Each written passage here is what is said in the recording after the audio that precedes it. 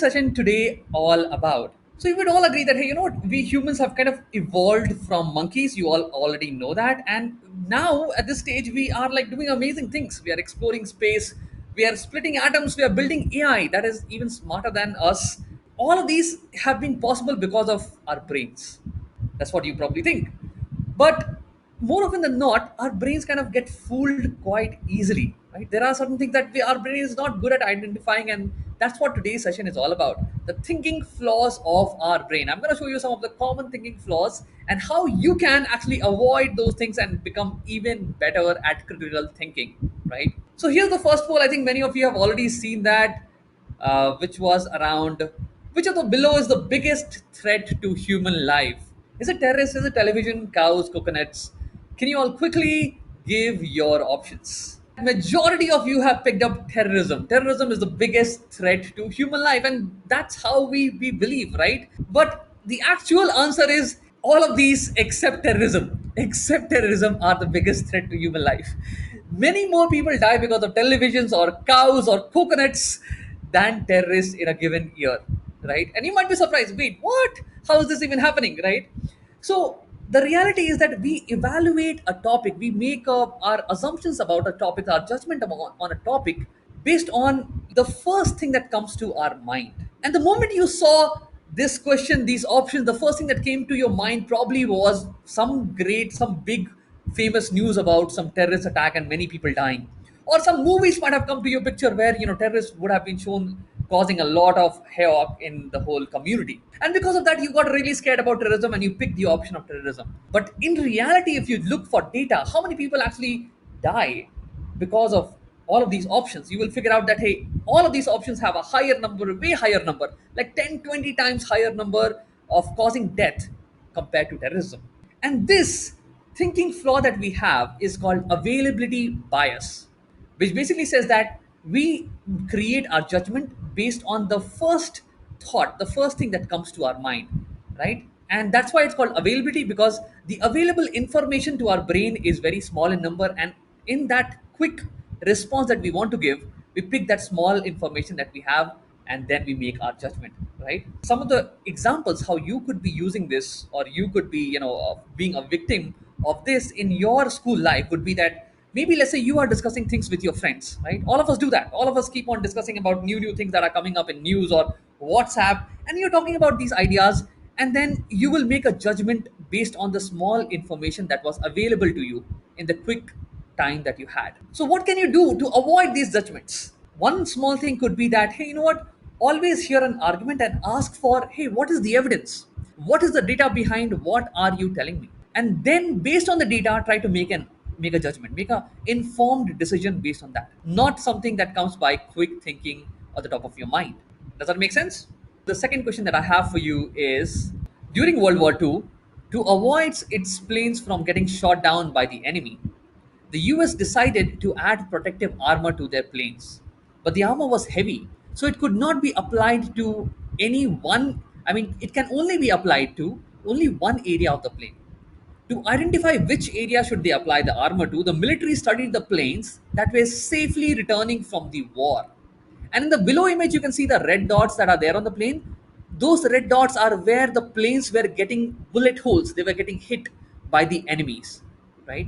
And also in a table, you see which part of the plane had how many bullet holes per square foot. So based on this information, you have to take a call on which area of the plane will you apply the armor to. Majority of you have picked up fuselage as your option, because fuselage, probably you're thinking that, hey, fuselage has 1.73 bullets per square foot, and that's the second highest number in the table. And second favorite option over here is the rest of the plane, because the rest of the plane has 1.8 bullet holes, which is the highest number in the table, right? Kind of makes sense to apply the armor to the areas that gets the highest number of bullet holes. That's probably what is going through your mind, and exactly that's what people in the US military also thought. The correct answer to this is engine. How many of you are surprised? What? Engine had the least number of bullet holes. How are you saying that engine needs protective armor? This bias is called survivorship bias. Okay? You're only looking at the planes that are successfully, safely coming back from the war. And then you're looking at the data of how many bullet holes are there in those planes who are able to come back. So think for a second, no? Planes that get a lot of bullet holes in the fuselage or the rest of the plane, they are still able to survive and come back safely, still. But if you look at engine gets only one bullet hole. And if it gets more than one, let's say two bullet holes or 1.5 bullet holes, it will probably die, crash in the war, and it will not come back to the US base. You're only looking at planes that are surviving and not the planes that are actually dying. And if you go by that logic, you should say engine, because probably engine is not getting hit, because if it gets hit more number of times, it crashes, it dies. In fact, all of us kind of experience this, right? You might have heard about Rajnikant, the superstar in the Tamil industry, right? And he was a bus conductor before coming to movie industry. You might have heard about Akshay Kumar. He was a waiter before becoming big in the Bollywood industry. And because of these news, a lot of people aspired to become actors and become rich, and they went to the movie industry, they went to Bollywood, they went to Tamil movie industry. But very few of them only succeed. Majority of them actually failed doing this. There's only one Rajnikant, there's only one Akshay Kumar who was able to succeed, but there were lakhs and lakhs of people who actually failed doing this. And this is an example of survivorship bias, because these people who left their jobs, moved to Mumbai, tried becoming an actor, they did not look at what is the failure rate, what is the success rate, how many people actually fail, how many people actually succeed. So, this is called survivorship bias, when you always look at people who are surviving and not people who are actually failing. So, now let me actually ask another question which is related to this, and let's see if you are able to apply survivorship bias. The question is 500 students from XYZ Coaching Institute qualified for the ITJE advanced exams. Okay. A friend of yours wants to prepare for the same exam. ITJE is like a big exam that happens in the country and through which you can get to good, great colleges, right? If in case you did not know about it. And very few people actually get to qualify for ITJE. So here is a coaching institutes, a tuition center that kind of helps people prepare for these exams. And there's one coaching institute called XYG Coaching Institute, which had 500 students from its institute qualify for the JE exam, pass the JE exam. And let's say based on this news, would you recommend this coaching institute to your friend? If yes, why? If no, why? I'm really glad majority of you have picked the right answer, which is no. I would not recommend just based on this information, just based on this news, because I don't know how many students from XYZ Institute failed JE exam. What if there were 5 lakh students who were studying in the XYZ Coaching Institute, and all of them, most of them failed, only 500 passed? Imagine, no? In that scenario, your failure rate will be so high. You'll be more likely to fail if you go to this coaching institute than pass the exam, right? And this is how you should avoid this survivorship bias in your real life. Even when, let's say, you are selecting a school, instead of looking at this school has these 10 people who were really awesome, you should look at what about other people? How many people are failing from that school? You should look for success rate, failure rates. Here is another poll. You're a health conscious person. Which of the below two milk bottles will you buy? Bottle number one, 90% fat free. Bottle number two has 10% fat. Anyone? All right, as you can see, majority of you have picked up anyone, which is really great. You understood the question really well. Generally, what people see is that, you know what, 90% fat free. Oh my God, that's amazing. I should buy that particular bottle of milk. That is more health conscious, right? Whereas if you check the second bottle says 10% fat, which you feel like, oh my God, no. Why would I have fat? But that's not the case. That's not the reality. If you compare both of these two bottles, both of them have the exact same amount of fat. And this is how advertisements that you see, right, kind of fool us.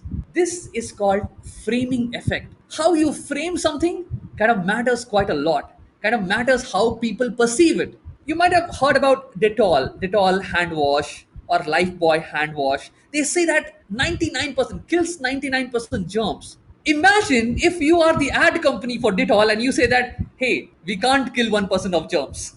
Now, imagine how bad impact that will have on the market. People will not buy your Dettol, right? You'll be a bad advertisement company. That's why framing always matters, how you frame things, right? So yes, people, that is called the framing effect. And quickly telling you some examples that you might have in your life when you are going through some ads on social media, right? When you are looking, you are going to shopping. What you should do is you should look for, hey, how can I reframe whatever is being told to me in some different manner, right? So that I don't get fooled by the framing offered by the marketing companies. Obviously, one more thing is that being good at maths definitely helps here because you have to deal with percentages, fractions, absolute numbers, average, mean, mode. All of these concepts comes into picture to become a critical thinker in this particular scenario to avoid this framing effect. And whenever you're going for shopping or whenever you're seeing some ad, try to reframe that sentence. Hey, they're trying to tell me 70% is this. That means 30% is what? And is that 30% good? Can I do some research? For example, in the case of bacteria, right? Dettol telling you 99% it kills the bacteria. Is 1% bacteria good? Is it okay for me to actually have 1% bacteria on my hand and then eat my food? You should be able to do some research about it. And if people say that, hey, 1% is fine, it's okay. But let's say there is a soap that says 90% bacteria it kills and 10% it does not. Should you have that? Now you'll have to check whether 10% bacteria is okay. So some amount of research, some amount of maths knowledge, and trying to reframe the sentences given to you by these ad agencies. That's what the recommendation will be. Now let's move on to the next one. Max and Mark are both 25 years old and have a college degree. Who do you think earns more money? Anvi, you can unmute yourself and tell me what was your reason for picking Max? Because like he may be shorter, but yes, he might be possible that he might be intelligent than Mark. So you're assuming that hey, Max is shorter, even though he's shorter, he could be more intelligent than Mark. Let me go with somebody who said Mark. Yes, Divyanshi. I chose Mark, the tall one, because by the way of his clothes, he is neat and tidy, and then he's smiling. Okay, all right, because he's neat and tidy, because he's smiling. Awesome, Divyanshi. That's lovely answer. And you know what? This is how we humans actually make decisions, right? And this is why first impressions matter, right? Because based on our first impressions, our feelings, our judgment about a person, about a brand, about a thing, all of these things get affected. And this is called halo effect. Actually, the right answer of this question should be I don't know. I don't know who's more successful.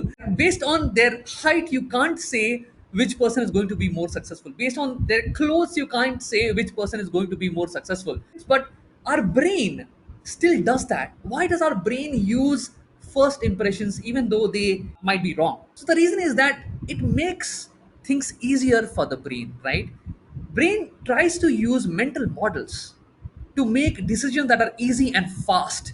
Brain is lazy. All our brains is actually lazy. Yes, you might not want to accept that your brain is lazy, that you are lazy, but actually in reality it is.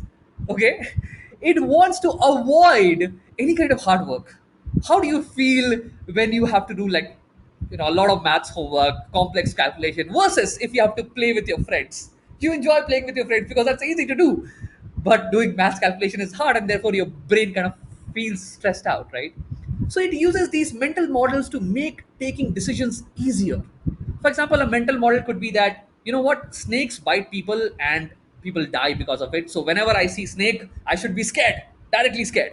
But not all snakes bite, not all snakes are poisonous. Majority of the snakes are not poisonous. So this mental model, I mean, might not be true, but it is still helpful. If you are scared of snakes, then you will live longer. These are the kind of mental models that your brain comes up with. And here also, like how Divyanshi said, that my mental model was that this person has a smile on their face, is wearing nice dress. So probably this person is going to be more successful in their life, right? And yes, we all have seen this in our real life because we know sports people are taller and they are more successful, right? If you see basketball to be specific, the taller you are, the more successful you will be. Plus, we all aspire to be taller. Why? Because we all inherently believe that being tall is kind of better, and that's why that bias is coming into picture when you're looking at this poll. One short person, one tall person, you're like, oh, okay, cool, the tall person might be more successful. But that need not be the case. Here in this example, the tall person is a waiter and the short person is a bank manager. So that's how it goes. This is called halo effect, where you make opinions, you come at conclusions, you derive feelings, all of this based on just your first impression about the person, right? And you all might be feeling this in your school days. When you go and meet some new friends, some new people in your society, in your school, how do you approach one person versus other? The kid who looks decently well groomed, who talks nicely, probably you feel that, hey, this person is more friendly and let me go to and talk to them first, right? Rather than going and talking to anybody and everybody, right? Because you're making an opinion here that, hey, the person who is dressing up properly might be a nice person, might be more friendly to talk to, but that need not be the case, right? People might dress neatly, but they might still be bad people. So this judgment does not help you always. And now that you know this, you probably also understand the importance of first impression, right? The way you kind of make yourself look in front of other people, that kind of impacts their evaluation of yourself, their impression of yourself, and therefore the probability of them talking to you kind of increases, them making you friends also increases. Obviously, in the long run, being a nice person is important, is more important than dressing neatly. Okay, because friendships survive because of how nice as a person you are, not how well you dress up. This was the halo effect, the halo bias that we have. Halo because we kind of feel that person is an angel because the way they talk, the way they look, but that need not be true. So try to avoid it by trying to go deeper into the real things that matter, which is how good that person is actually as as a person. Are they like nice people to talk to? Are they empathetic? Are they considerate, right? Or are they humble? These are the things that you should be looking for instead of appearances. Here on your screen is a passage that I want you to read. Broth slash stew made from a combination of ingredients such as vegetables, meat, or seafood, and a liquid base is a popular and versatile meal option enjoyed around the world. It can be served hot or cold and is often used as a starter or main course. Okay, I'm going to close the poll and move on to the next poll. The next poll on your screen is write the first four digits of your phone number in chat. You might be wondering, hey, why am I asking this? But just go with it, go with it. Just write the first four digits. All right, all right. And here is your third poll. What do you think is the cost of this pen? Majority of you have picked up less than 4,000. 46% of you are saying that, right? 54% of you are saying 9,000, 7,000 to 9,000, 4,000 to 7,000. The correct answer to this is less than 4,000. Now, why am I talking about this? The reason is because 50% of you picked up a higher number, right? And I kind of asked you about the four digits of your phone number, right? The first four digits. And majority of us over here have a higher phone digit number, like 9,000 something, 8,000 something, 7,000 something. None of our phone numbers start from 4,000 something, right? And that number primes us to a higher number. And that's why we kind of tend to pick a higher number for this particular question. You get influenced. Yes, Isha is asking, we can get influenced. Yes, Isha, that's what exactly is happening over here. When you see a higher number, you get anchored to it. And then afterwards, if you are asked to do something with related to numbers, you will always pick a higher number compared to a smaller number. So that's what happened over here. This is called anchoring effect. All right. Let me actually show you one more question and then we can discuss more about it. Guess the word, tell me the answer in chat. Many of you are saying soup is the answer. Many of you are saying soup is the answer. Yes, both of these things could be the correct answer over here in this particular question. But many of us are saying soup because the first paragraph that I showed you was actually about soup.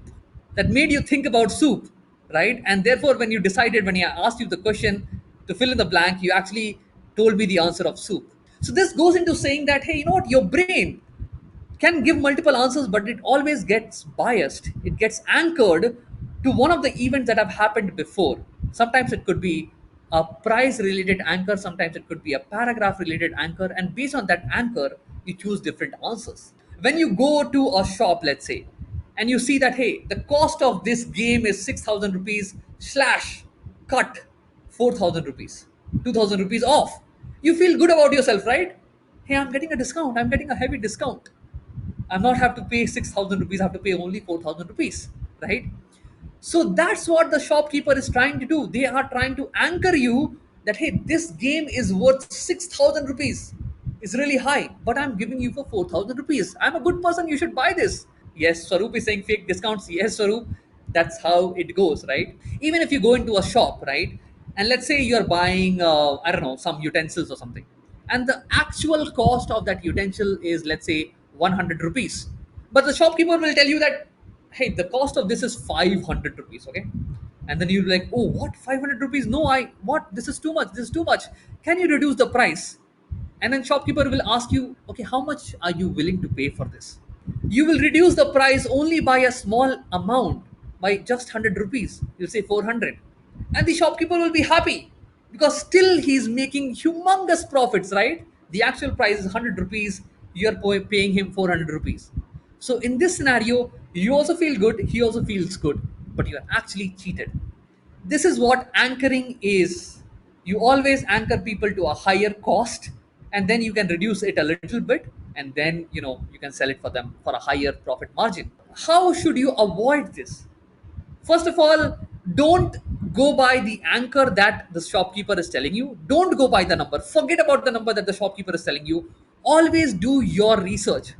How much should be the price of this headphone? Let's say all of you are wearing headphones, right? How much should be the price of these headphones? What are the features of these headphones? What is the price of similar headphones in the market, right?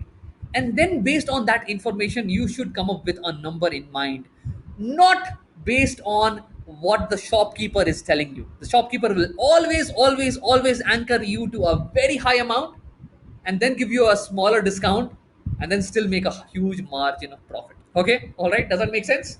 I hope next time when you all are going for shopping with your mom and dad, you will be the negotiator over there, better negotiator than your parents. All right, folks, this brings us to one interesting fallacy that we all have. You forced your parents to buy an expensive book, but now you don't feel like reading it. You have to make a decision whether to read the book or play video games. What would you decide and why? I should read the book since my parents have spent so much money. I should read the book else my parents will beat the crap out of me. I should play video games because I want to have fun. Both A and B are fine, both B and C are fine. Majority of you are saying I should read the book since my parents have spent so much money. Well, you know what? This is the wrong option. The correct answer over here is both B and C. Option number B is also correct because hey, I don't want to get beaten up. And C is also correct because hey, I want to play video games, I want to have fun, that's why I should read it.